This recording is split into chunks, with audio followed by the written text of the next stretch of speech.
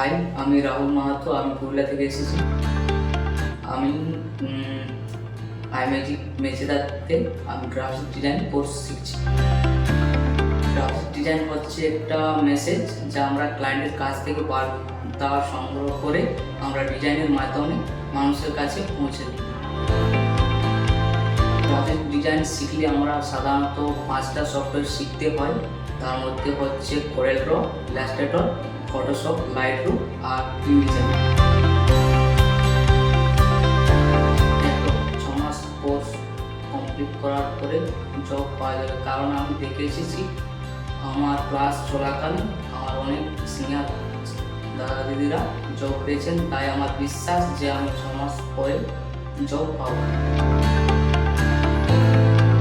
Course করে খুবই ভালো লাগছে, কারণ প্র্যাকটিক্যাল ক্লাসের সঙ্গে সঙ্গে আমার লাইভ প্রজেক্টও শেখা হচ্ছে।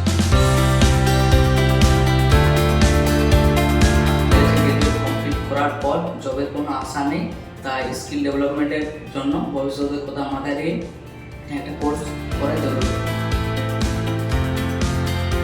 আমি নিজের উদ্দেশ্যে আমি একটাই কথা বলতে চাই যে সঠিকভাবে কাউন্সিলিং করে জীবনের উদ্দেশ্যে এগিয়ে দেওয়ার জন্য।